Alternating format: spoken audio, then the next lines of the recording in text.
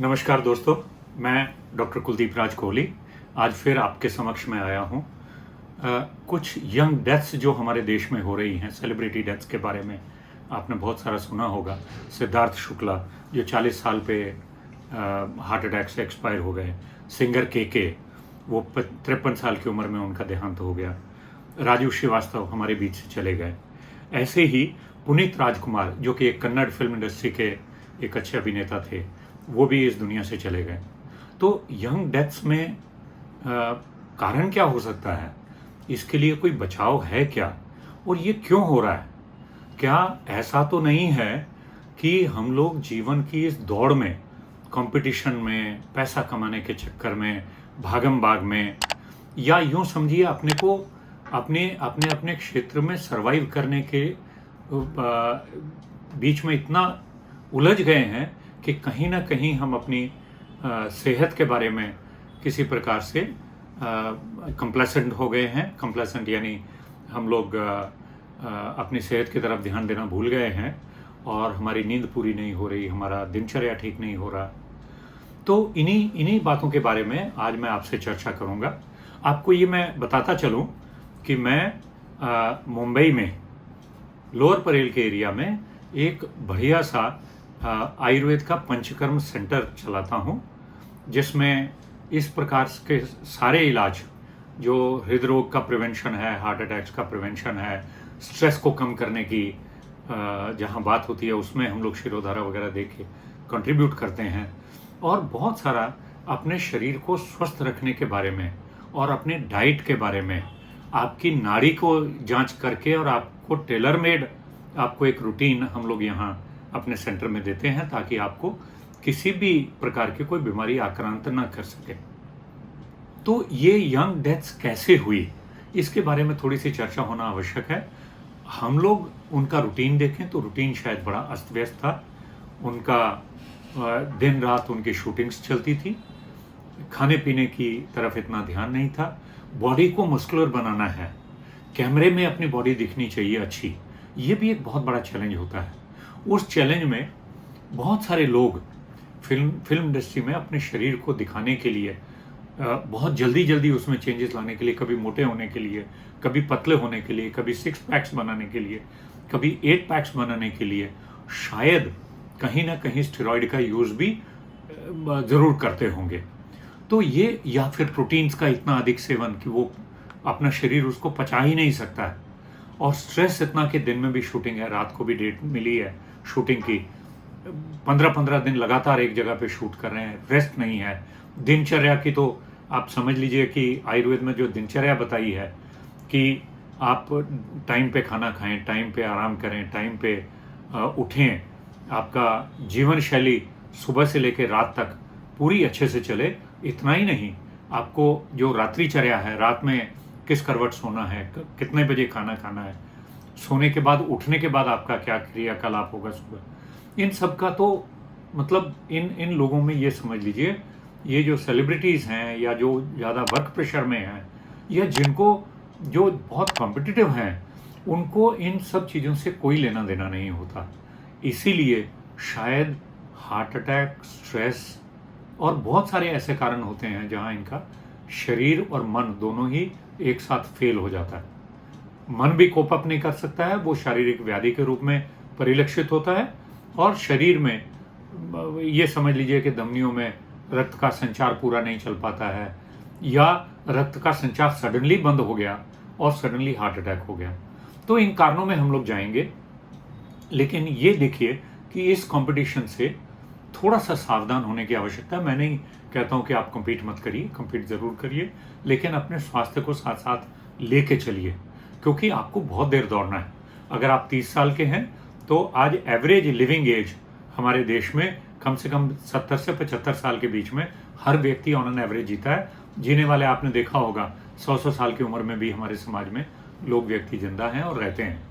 तो आपकी उम्र, हम एवरेज अगर ये पकड़ के चलें 75 साल है, तो भी अगर आपको 30 साल में ये कष्ट हो रहे हैं तो आपको 45 साल अपने शरीर के साथ, स्वस्थ मन के साथ निभाने हैं, तभी ये जीवनचर्या अच्छी चल पाएगी। वरना कहीं ना कहीं ब्रेक लगने की पूरी संभावना है। जैसे सिद्धार्थ शुक्ला को ब्रेक लगी, जैसे केके को लगी, राजू श्रीवास्तव एडमिट हुए हॉस्पिटल में, कितने दिन आईसीयू में थे, दम तोड़ दिया। पुनीत राजकुमार का आपके सामने अभी मैंने केस बताया है। हम लोग इन चीज़ों का शिकार ना हो, हम और आप, यानी हमारा ये उभरता हुआ समाज इसके शिकंजे में ना आए, इसलिए हृदरोग को जानना बड़ा आवश्यक है। अब हृदरोग की जहां बात करते हैं तो हृदरोग किसको हो सकता है? हृदरोग किसी को भी हो सकता है। नवजात शिशु है, उसमें कुछ जेनेटिक डिसऑर्डर हैं, कुछ कंजेनिटल डिसऑर्डर हैं। कंजेनिटल वो होगा जो जन्म में कोई हार्ट में होल है, 2 चैम्बर्स के बीच में होल हो गया, वो हो गया कि आपको कंजेनिटल है, जन्म से ही वो आपको मिला। जेनेटिक क्या होता है कि अगर माँ बाप को कोई एक बीमारी है, वो आवश्यक नहीं है कि माँ बाप को हो ही और बाद में तुरंत बच्चे को हो। किसी किसी जनरेशन में शायद हमारे माँ बाप को नहीं है, दादी दादा को हो, बुआ चाचा को हो, तो वो बीमारी हमको भी हो सकती है। तो इसलिए अपने को सावधान होने की बहुत आवश्यकता है। ये हुआ छोटी एज में क्या क्या हो सकता है। छोटी एज में बच्चों को अगर किसी तरह से सांस फूलने की तकलीफ हो, चेस्ट पेन हो, शरीर का रंग नीला पड़ने लगे, या उत्साह करने में, यानी थोड़ा दौड़ने पे, एक्सरसाइज, बच्चों के साथ में खेल रहे हैं, एक आध बार चक्कर आ गया, तो जरूर आप डॉक्टर के पास जाइए और आप उसका परीक्षण करवाइए बच्चे का, क्योंकि ऐसा संभवतः हो सकता है कि ऐसे कुछ लक्षण जैसे श्वास कष्ट है, सांस लेने में तकलीफ हो गई, थोड़ा चलने पे सांस फूलने लग पड़ा, चेस्ट पेन हो रही है, बैक पेन हो रही है, जॉ में पेन हो रही है, या खांसी हो रही है और खांसी रुक नहीं रही है, या फिर ऐसे भी कभी कभी सिम्टम होते हैं कि खून की उल्टी हो गई, तो आप तुरंत अपने डॉक्टर से संपर्क करिए, पूरी जांच करवाइए। ऐसे बच्चों को, ये बच्चे कुछ हद तक 4, 5, 6 साल तक रोग होने के बावजूद कोप अप करते रहते हैं, लेकिन बीच में कभी भी इनको इन बीमारियों के लक्षण उत्पन्न हो सकता है, तो वो दिखाना चाहिए डॉक्टर को।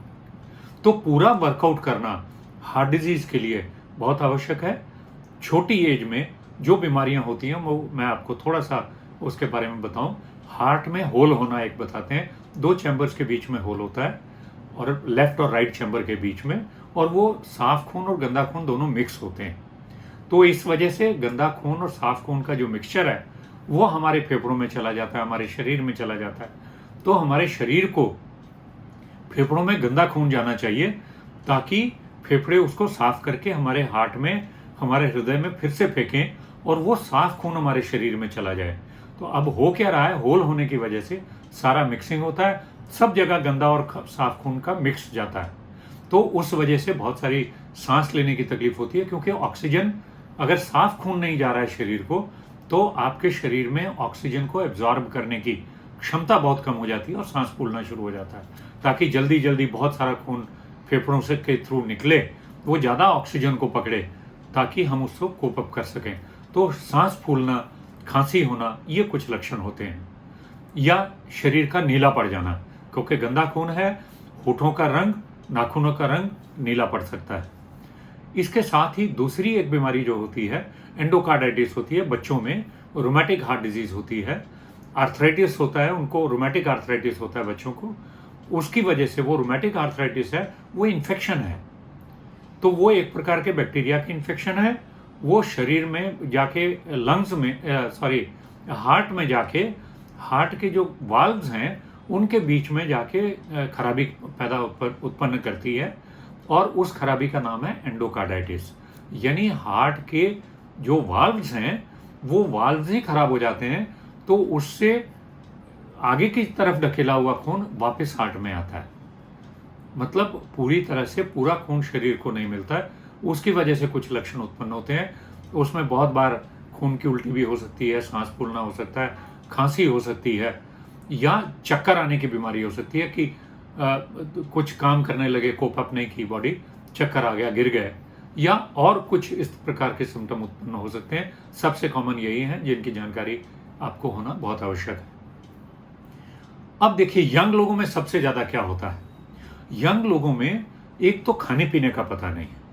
स्विगी और जोमेटो और इसी तरह के खान पान के और जितनी ऐप्स हैं, एक बटन दबाया, रात में 2 बजे आ गया आपके घर में खाना।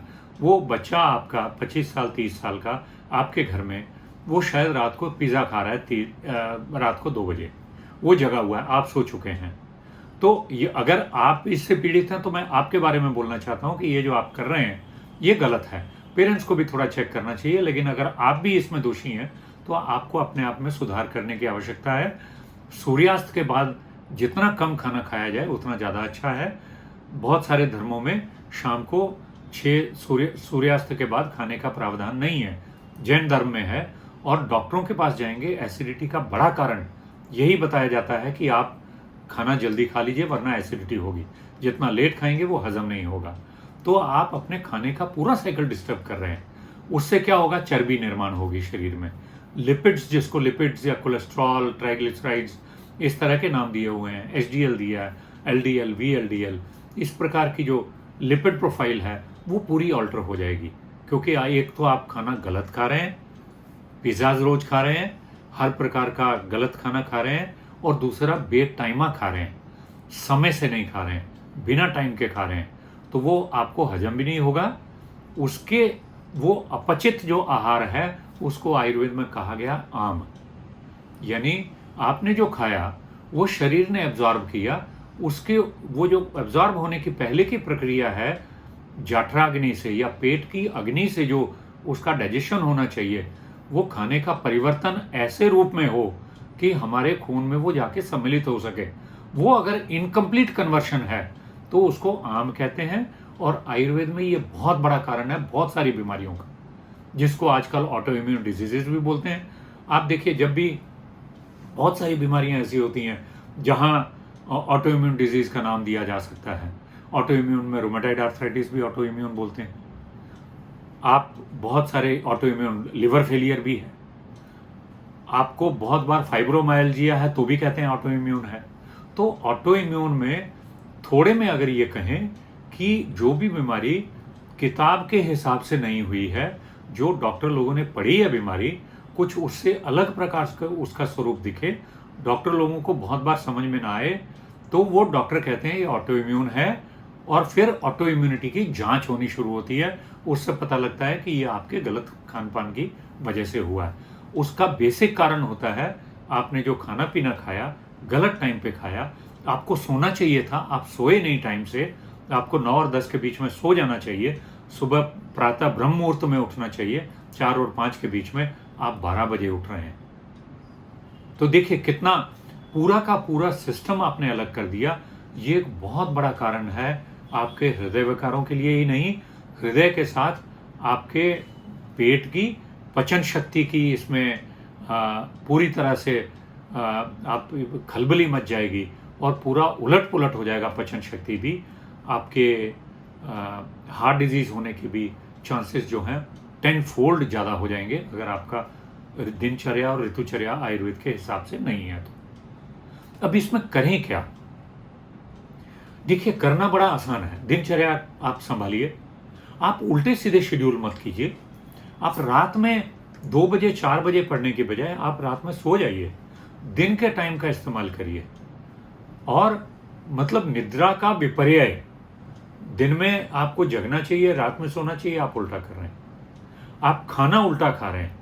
आपको ब्रेकफास्ट जब करना चाहिए ब्रेकफास्ट नहीं कर रहे हैं, लंच जब करना चाहिए तब आपका ब्रेकफास्ट हो रहा है, जब डिनर करना है तब आपका लंच हो रहा है और डिनर आपका 2 बजे 3 बजे हो रहा है। इस पूरे शेड्यूल को आप बिल्कुल करेक्ट कीजिए, इससे मोटापा भी बढ़ेगा। बहुत 99% चांस है। आप देखिए, वेस्टर्नर्स को देखिए, या जितने भी आजकल हमारे आईटी के बच्चे हैं जो सॉफ्टवेयर में लगे हैं, उनको देखिए, बहुत सारे लोगों का वजन बढ़ा हुआ है। और जिनका वजन नहीं बढ़ा है, ये उल्टी सीधी हरकतों से स्पॉन्डिलाइटिस है, स्लिप डिस्क है, लंबर स्पॉन्डिलाइटिस है, बैक एक है, और कंप्यूटर सिंड्रोम है, बहुत सारी अलग अलग तरह की बीमारियां हो रही हैं। तो इन सब बीमारियों से बचना है, थोड़ा शेड्यूल को ठीक करना जरूरी है। मैं तो आपको ये सलाह दूंगा, माँ के हाथ का, अगर आप यंग हैं, आपकी माँ घर में अगर खाना बना के परोसती है, उनकी माँ के हाथ का खाना, या आप बड़े हैं तो आपकी बीवी के हाथ का, या घर का थोड़े में, घर के, अभी आप पूछेंगे कि हमारे घर में तो बाई बनाती है, माँ और बीवी तो नहीं बनाती है, तो घर का बना हुआ खाना आवश्यक है। उसमें दाल, रोटी, सब्जी, वही एक कंप्लीट पूर्ण आहार है। आप बाकी सब चीज़ें खाएंगे, उससे आपके शरीर का मेटाबॉलिज्म डिस्टर्ब होगा, फैटी लिवर होगा, ओबेसिटी होगी, आपका शुगर लेवल्स बढ़ जाएंगे, प्री डायबिटीज़ हो जाएगा, और उसके साथ साथ मोटापे के साथ साथ अब मोटापा कम नहीं होगा तो आर्थराइटिस भी आएगा, थायराइड भी आएगा। आप एक बड़े ऐसे चक्रव्यूह में फंसते जाएंगे कि एक टाइम पे आपको ये समझ नहीं आएगा मैं शुरू कहाँ से करूँ। ठीक करना है तो डॉक्टर को क्या बोलूँ मुझे क्या बीमारी। तो मित्रों, ये बहुत आवश्यक है।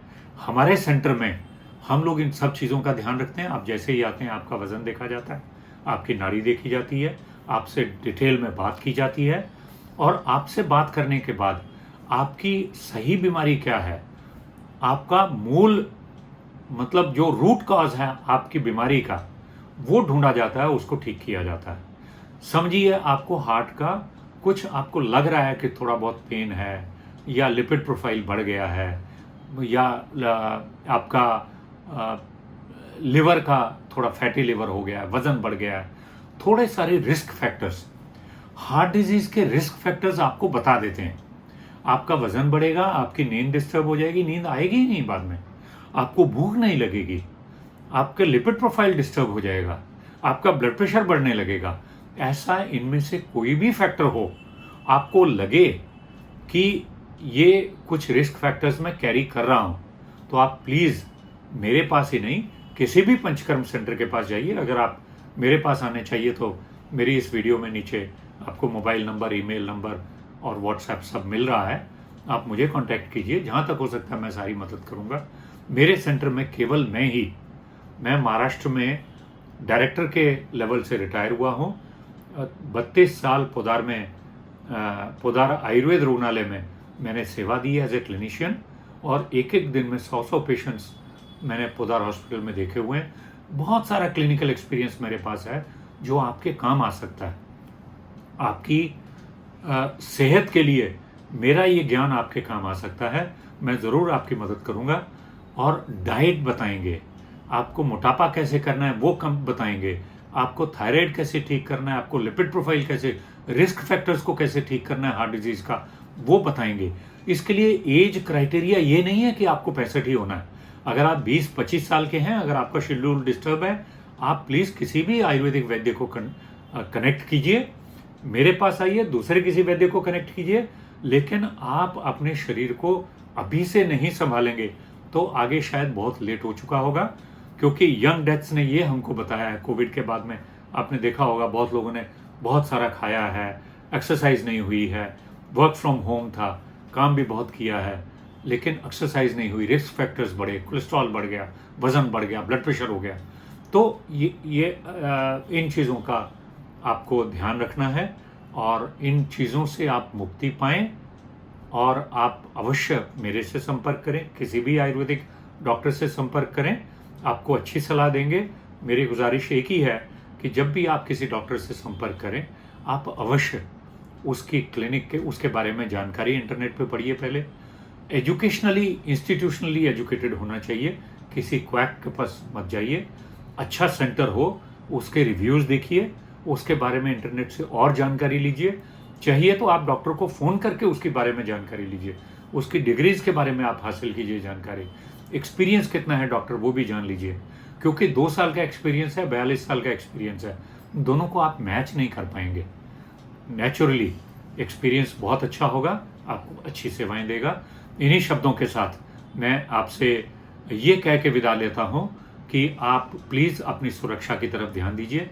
आपका दिनचर्या, ऋतुचर्या, खाने पीने की व्यवस्था सब आज से ही इसका ध्यान देंगे तो भविष्य आपका उज्जवल होगा। धन्यवाद, नमस्कार।